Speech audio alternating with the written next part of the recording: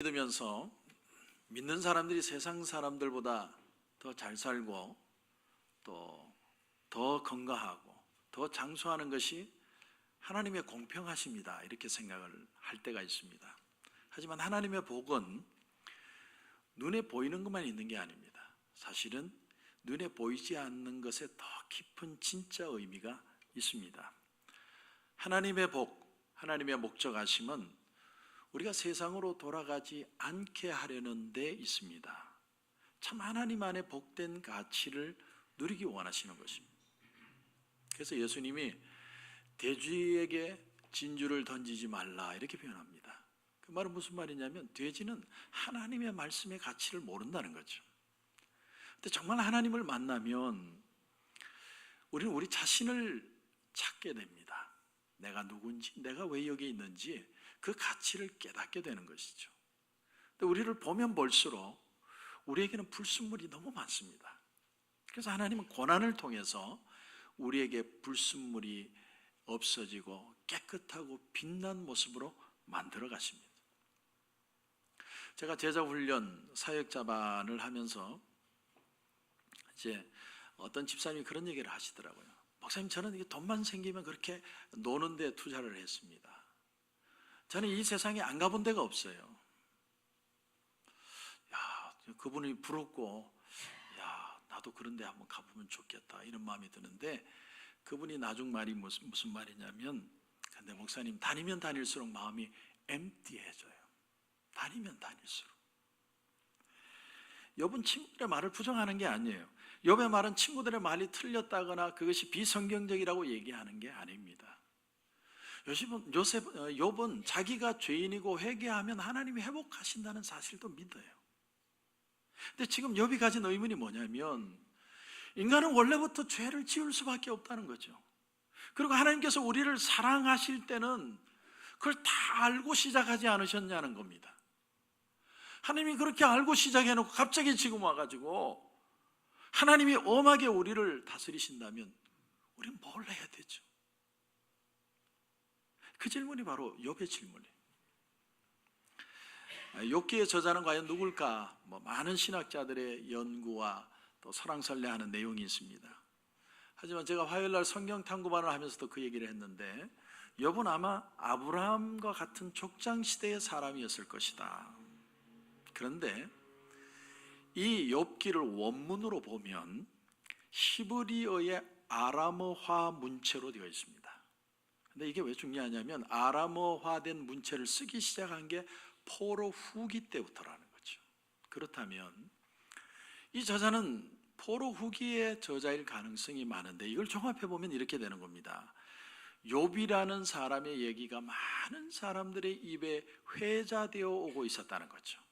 근데 그 회자되어 오는 얘기를 이 한 욥기의 저자가 바벨론 70년 포로 생활을 하고 돌아온 뒤에, 하나님, 왜 우리는 초선 피플인데 이렇게 고난을 당해야 되죠? 하나님, 하나님이 선택했다는 게 도대체 무슨 의미입니까? 그 마음을 가지고 욥을 통해서 백성들의 질문을 대신하는 거예요.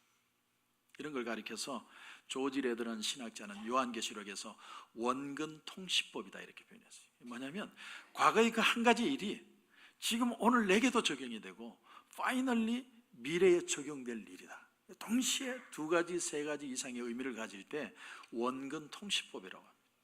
따라서 욥은 욥 자기 얘기만을 하는 게 아니에요. 유다 백성들이 왜 이렇게 하나님 앞에 초선 피플이었는데 고난을 당하고 어려움을 당하고 뿔뿔이 흩어지고 고통을 당하는지 하나님 앞에 욥을 통해서 질문하는 거예요. 하나님, 왜 이렇게 예수 믿는 사람이 힘들어야 되죠? 이스라엘 백성들은 모두가 하나님의 말씀대로 살면 축복받는다는 걸 믿었습니다. 하지만 실제로 살아보니까 하나님 말씀대로 살아지는 사람이 한 사람도 없더라는 거예요. 이론적으로는 하나님의 말씀을 듣고 순종하는 게 맞는데 실제로는 죄를 사랑하지 않는 사람이 없더라는 거예요. 모두가 죄를 짓고 모두가 실패하고 모두가 그 실패에 대한 두려움을 가지고, 여기서 더 나아가서 인간은 자기만 실패하는 게 아니라 남들이 실패하기도 원하더라는 거예요. 욥기를 보면 욥이 고난 전에는 얼마나 축복을 많이 받았습니다. 뭐 물질로도 축복을 많이 받고 자식이 10명이나 있는데 10명이 다 이쁘고 훈남훈녀입니다. 근데 사람들의 마음속에는 저렇게 잘 나가는 사람도 인상 쓰는 걸 한번 보고 싶다. 여러분 그런 마음 이해하세요? 너무 잘 되는 사람 보면 저 사람도 한번 망가지는 거 보고 싶다. 인간의 마음이에요. 왜 이 말씀을 드리냐면 욥의 친구들이 욥에게 하는 말을 보면 너무나 준비된 것 같은, 너무나도 욥에게 또박또박 논리 정연하게 하나님의 말씀을 대언하는 것처럼 얘기하는 걸 보면 인간은 시샘이 있어요. 남이 너무 잘 되는 거 보면 좀 안 됐으면 좋겠어요. 제가 이번 주에 영화를 한 편 봤습니다.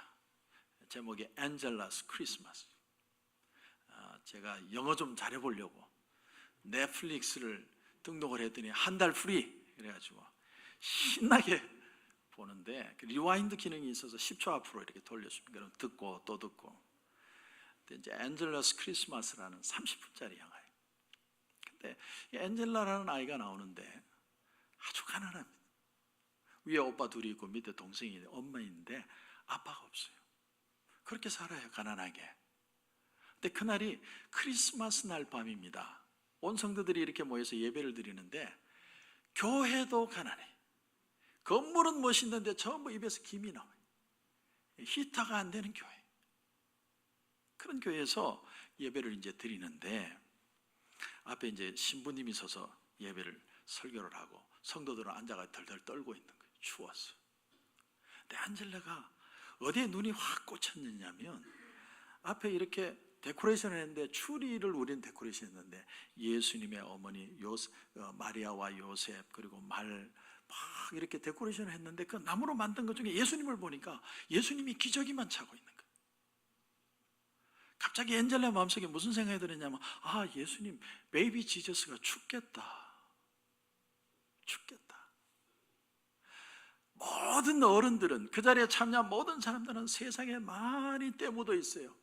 먹고 살기 위해서 애쓰고 살다가 지쳐가지고 옛날의 순수한 마음들은 다 사라져 있는데 엔젤라만 딱 보고 예수님이 죽겠다, 베이비 지저스 죽겠다. 그리고 든 생각이 뭐냐면 내가 오늘 하룻밤이라도 내 방에서 따뜻하게 재워야지. 예수님 생일인데. 그래가지고 살금살금 기어가가지고 그 예수님 베이비 지저스를 훔쳐요. 그리고 이제 자기 집으로 가는 겁니다. 세상에 많은 사람들이요 순수함을 잃어버리고 살아요.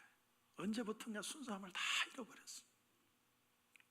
오늘 본문에 나오는 욥을 찾아왔던 친구들, 지난주에는 첫 번째 친구인 리더격인 엘리바스, 오늘 본문에 나오는 빌닷이라는 사람도 아주 철학적으로 신학적으로 심오한 견해와 의견을 말합니다. 빈틈이 없어요. 빌닷이라는 이름의 뜻이 그런데 뭐냐면 하나님의 애인이라는 뜻이에요. 하나님의 애인. 근데 하나님의 애인이라는 이름을 가진 사람이 가장 하나님의 사랑을 몰라요. 이게 역설이에요. 빌닷이라는 사람이 하나님의 애인처럼 이름을 가지고 살지만 하나님의 사랑을 몰라요. 그리고 욥을 비판합니다. 욥기 8장 3절을 보면 8장부터 25장까지가 쭉 이제 건너뛰면서 빌닷 얘기가 계속됩니다. 8장 3절에 보면 하나님이 어찌 정의를 굳게 하시겠으며 전능하신 이가 어찌 공의를 굳게 하시겠는가. 이게 무슨 말이냐면 한마디로 하나님은 옳고 너는 틀렸다는 거예요. 하나님이 옳기 때문에 너는 반드시 틀린 것이다. 아무리 노력을 해도 하나님은 옳고 너는 틀리다는 거예요. 4절 그 다음 절을 가면 어떻게 되어 있냐면 네 자녀들이 주께 죄를 지었으므로 주께서 그들을 그 죄에 버려두셨나니. 한마디로 너의 자녀들은 지들 죄 때문에 죽은 거야, 이렇게 얘기해요. 여러분, 우리가 예수를 믿으면서 예수를 믿는 지식이라는 게 이런 거예요. 말씀을 잘 적응하고 잘 적용한다는 것이 사람의 마음에 아픔을 주고 상처를 주는 거예요. 네 자식들은 지들 죄 증거로 죽은 거야, 받아들여. 말이 틀린 건 아닌데, 그런데 인과율을 적용을 해도 너무 지나치게 적용하는. 친구가 지금 10명의 자녀를 잃어서 아파하는데 거기에 대고 지들은 지 죄 때문에 죽었어. 그게 우리가 생각하는 신앙인가요? 그러니까 욥기는 여기서 또 하나의 주는 도전이 뭐냐면 이런 겁니다. 너는 한 번쯤 상대편의 입장에서 한번 생각해 봐줄 수는 없느냐는 거예요. 정말로 하나님이 어떤 마음을 가지는지 한번 정말 진심으로 한번 듣고 싶은 마음이 있느냐는 거예요. 여러분도 잘 아시는 김창옥 교수라는 그분의 그 강연을 여러분도 많이 보셨을 거예요. 아마 제가 하는 얘기를 여러분은 아시는 분들이 더 많을 것 같은데, 제가 어느 부분을 듣다가 제가 회개했습니다. 회개했어요. 그분이 이런 말을 해요. 잘 사는 건 사이가 좋다는 뜻이다. 이효리 씨가 너무 부부가 사이가 좋은 것 같으니까 김구라 씨가 질문을 했대요. 이상순 좋은 남자죠. 그랬더니 이효리 씨가 하는 말이, 세상에 좋은 남자 안 좋은 남자가 어디 있어요? 나하고 맞는 남자 안 맞는 남자가 있을 뿐이지. 상순 오빠는 나하고 잘 맞아요. 그러면서 부부의 대화에 대한 얘기를 합니다. 대화가 안 된다는 건 일상의 감정순환이 안 되는 거예요. 감정순환. 내가 내 감정을 말하는데 상대편이 안 들어주는 거예요. 그래서 제가 회개 많이 했어요. 그 얘기 들으면서. 예를 들면 이런 겁니다. 여보, 나 갱년기인가 봐. 몸에 자꾸 열이 나고 이것도 싫고 저것도 하기 싫고 너무 힘들어. 그럴 때 남편의 반응이 두 가지래요. 하나는, 당신 너무 힘들어 보인다. 요즘 얼굴이 아마 갱년기인가 봐. 되게 힘들어 보이네. 그런 얘기를 하면 아내들은요, 이렇게 무장해제를 해요. 무장해제 같아요. 근데 만약에 여보, 나 갱년기인가 봐. 너무 힘드네. 힘들면 살이 좀 빠져야 되는 거 아니야? 이렇게 계속 쪄. 힘든데 뛰어. 좀 뛰라고 이 사람아. 들어보신 얘기죠. 제가 회개 많이 했어요. 이거 봐요. 대화 안 되는 부분 너무 많아요. 오늘 아침에도 와이프가 나서 까만신 신을까, 고동색 신을까? 고동색 신어. 조금 지나니까 연두색을 가지고 왔어요. 내가 고동색 신으라고 그랬잖아. 많은 현대인들이요, 우울증 때문에 고통받고 있답니다. 근데 우울증이 뭐냐면 사람의 마음이 아프거나 감정이 상해서 정상적인 관계를 갖지 못하고 사회생활을 못하는 거예요. 근데 사회에만 우울증이 있는 게 아니라 우리 믿는 사람들에게도 우울증 비슷한 현상이 일어나요. 그게 뭐냐면 영적인 침체입니다. 영적인 침체. 우리 그리스도인들의 마음은 늘 기쁘고 은혜가 충만해야 된다고 기대를 해요. 그래서 그리스도인들이 우울하거나 어떤 절망감에 빠지거나 그러면 잘못된 것이고 믿음이 부족해서 그렇다고 얘기를 해버립니다. 그러나 성경을 보세요. 신앙의 위인들을 다 보면 이게 전혀 사실이 아니에요. 위대한 믿음의 사람들도 때때로는 무서운 염려와 근심과 절망과 낙심과 주님이 찾아오지 않았으면 일어나지 못할 사람들 너무 많았습니다. 그게 영적 침체라는 거예요. 사도 바울은 주님께 철저히 헌신된 사람이고 죽음도 불사할 사람이었어요.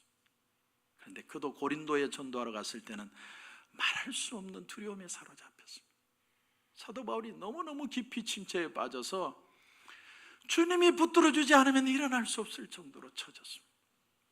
이유는 하나였어요. 아테네에 가서 복음을 전했는데 실패했습니다. 고린도에 왔는데 아무 자신이 없는, 사람이 두려움을 못 견뎌내면 절망합니다. 좌절합니다. 구약의 엘리야도 마찬가지입니다. 바알의 선지자 450명과 대적할 정도로 굉장히 담대한 주의 용사였는데 영적 침체에 빠지니까 로뎀나무 아래서 주님, 나 데려가 주세요. 나 좀 데려가 주세요. 믿는 자의 가장 무서운 원수가 뭐냐면 어려움 그 자체가 아니라 그 이전에 찾아오는 두려움이에요. 두려움, 염려. 염려를 이겨내지 못하면 침체로 갑니다. 염려는 그냥 두면, 염려는 그냥 저절로 기운이 나서 회복할 수 있지만 침체는 치료가 필요해요. 그렇다면 믿음의 선배들은 다 영적 침체에 그냥 다 쓰러져서 다 실패했는가? 아니죠. 극복했습니다. 비결이 뭡니까? 그걸 배워야 돼요. 나는 한 번도 살면서 안 넘어질 거야. 그 부담 때문에 사람들이 우울해지고 낙심하고 결국은 하나님도 떠나는 거예요. 안 넘어지는 사람이 어디 있어요, 이 세상에. 오늘 우리가 예수를 믿으면서 예수 잘 믿어야 된다는 거 모르는 사람 누가 있어요? 나도 잘 믿고 싶어요. 근데 안 되는 거예요. 이 고독감, 좌절감, 연약함, 이런 걸 어떻게 이겨내느냐는 거예요. 그래서 욥이 하나님 앞에 따지듯이 우리 대신해서 질문하는 겁니다. 하나님, 우리가 약한 줄 알고 하나님 사랑한 거잖아요. 내가 대단해서 사랑한 거 아니고 내가 약할 때 하나님이 먼저 사랑하고 하나님이 먼저 사랑 주어서 내가 하나님을 따랐는데, 이렇게 나를 치실 거면 처음부터 아예 엄하게 하시지, 왜 지금 와서 나를 치세요? 여러분, 이 질문이 이해가십니까? 이게 우리의 질문이에요. 우리의 호소. 그래서 오늘 여러분 12절 한번 보십시오. 12절 이하에 보시면,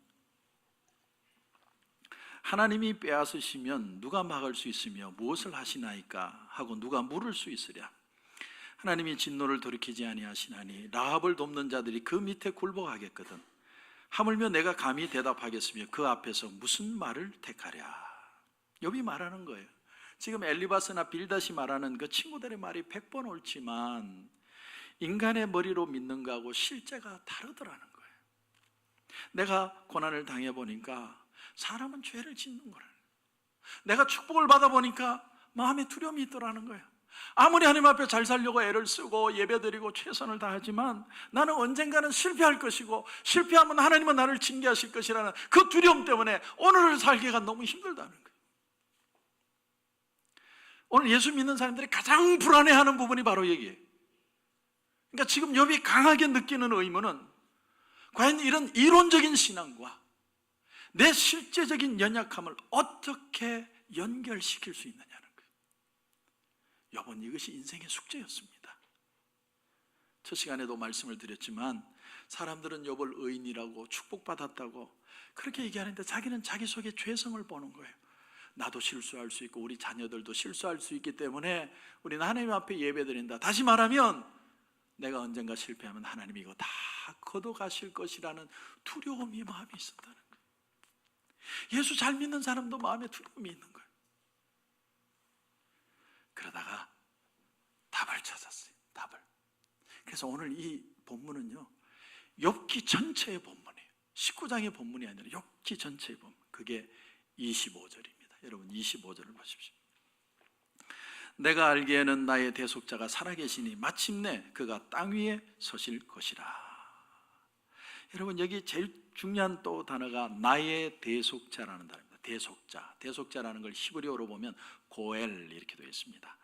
구약에서 대속한다는 말은 땅과 연관이 되어 있어요. 땅.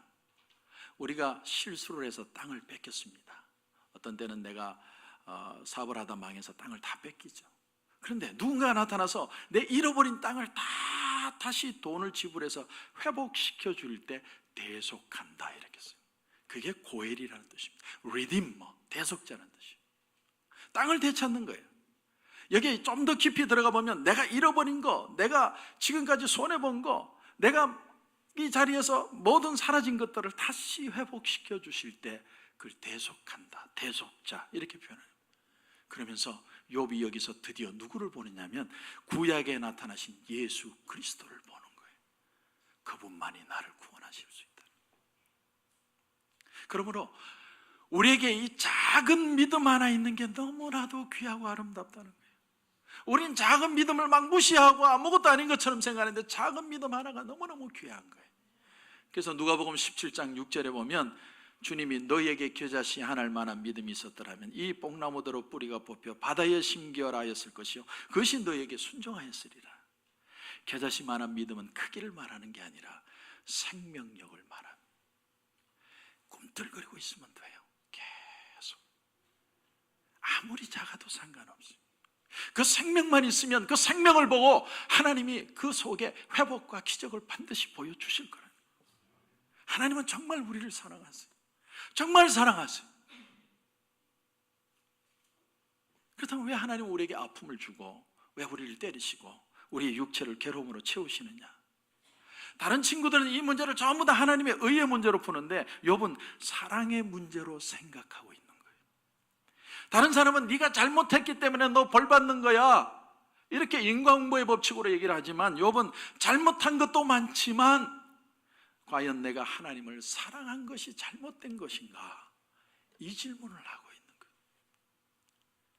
사도행전에 보면 귀신이 말하는 게 나와요. 귀신 뭐라고 대답을 하냐면 바울의 이름도 알고 내가 예수의 이름도 아는데 넌 누구냐, 그러는 구절이 있습니다. 귀신들도 안다는 거예요. 누굴 알아요? 예수님을 알고 예수님을 두려워한다는 거예요. 근데 놀라운 사실이 뭐냐면 바울의 이름도 안다는 거예요. 내가 믿음을 가지고 있을 때 내 이름도 귀신이 안다는 거예요. 내 믿음 하나 보고. 얼마나 놀라운 얘기예요. 그러므로 이 단순한 기준처럼 보이지만 궁극적인 기준, 누군가 너 지금 잘하고 있으니까 언젠가는 너는 보상을 받을 것이다, 우리 천국 가서 받을 거예요. 또 착하고 충성된 종아, 우리 천국 가서 주님 앞에 그런 대답을 들을 거예요. 그러나 이 세상에 있는 동안에 우리가 잘하고 있다는 궁극적인 기준은 하나밖에 없어요. 떨어져 나가지 말고 예수님께 끝까지 붙어 있는 거예요. 할렐루야. 제가 늘 얘기하는 거 있죠. 뛰는 놈 위에 나는 놈이 있고, 나는 놈 위에 뭐가 있어요? 붙어 다니는 놈. 붙어 다니는 놈이 정말 무서운 놈입니다. 한국에 있는 파리가 비행기를 타고 미국 LA 공항에 도착을 해요. 붙어 다니는 게 얼마나 무서운지 아세요, 여러분? 우리가 이 세상에 풍족하게 살 때는 세상만 눈에 들어오고 그것만, 사람들만 크게 보였는데 고난을 받고 나니까 너무나도 분명하게 주님이 보이는 거예요. 그분이 나의 대속자다, 그분만이 내 문제를 해결해 줄 수 있다는 것이 욥을 통해서 우리 입술에 고백이 되어야 된다. 그때 욥은 인간의 문제는 인간의 힘으로 푸는 것이 아니라는 걸 깨닫게 된 겁니다. 여러분, 그래서 오늘 25절을 다시 보면 내가 알기에는, 다시 말하면 이제는 정말 알았다는 거예요. 나의 대속자가 살아계시니, 나를 대신하는 그분은 살아계셔서 마침내 그 땅 위에 서실 것이다. 욥은 피상적으로 붙든 것 대신에 내 구속자가 되시는 주님을 봤던 거예요. 주님만이 내 힘이십니다. 할렐루야. 주님만이 내 힘이십니다. 엔젤라의 크리스마스라는 영화 이제 뒤편 마지막 편을 보면 신부님도 도둑이 이제 베이비 지저스를 훔쳐갔다고 그러고, 모든 사람이 엄마도 그렇고 아이들도 그렇고 다 그냥 이 엔젤라를 못 잡아서 그냥 안달이에요. 엔젤라 방이 2층인데 2층에 이제 엔젤라를 잡기 위해서 이제 그 도둑으로 잡기 위해서 올라왔는데, 엔젤라가 자기 그 이불 속에다가 그 베이비 지저스를 딱 눕혀놓고 노래를 불러주고 있어요. 오늘 생일인데 오늘 하루만이라도 따뜻하게 있으라고. 그러면서 이제 막 노래를 부르는데 그 모습을 보면서 엄마가 마음이 찡한 거예요. 그 엔젤라가 태어났을 때에 일어났던 일들이 기억이 나요. 엔젤라가 태어났을 때 아빠는 집에 없었어요. 감옥에 있었어요. 그리고 위에 오빠 둘. 엔젤라가 태어났는데, 태어나지 말아야 할 때 그 추운 겨울에 태어나서 이제 모닥불에 불이 마지막에 꺼져버리고 방은 냉골인데 그 추위에 이 아이가 버텨야 돼요. 그래서 엄마의 표현이 나와요. My heart was broken in pieces. 우리 가정에는 행복이라는 건 없어. 근데 그 두 아들이, 자기 엔젤라의 두 오빠가 그 엄마 옆에 와서 탁 붙어요. 같이 눕습니다. 웜업 하는 거예요. 근데 엄마가 뭘 느낍니다. But then together we were warm because that is what families do. 그때 우리는 따뜻했다는 거예요. 그게 가족이니까. 그리고 그 폭풍우 속에서 그 추위를 이겨내요. 그러면서 거기에 나오는 이제 영어 단어가 They bring joy where there is sadness, warmth where there is none.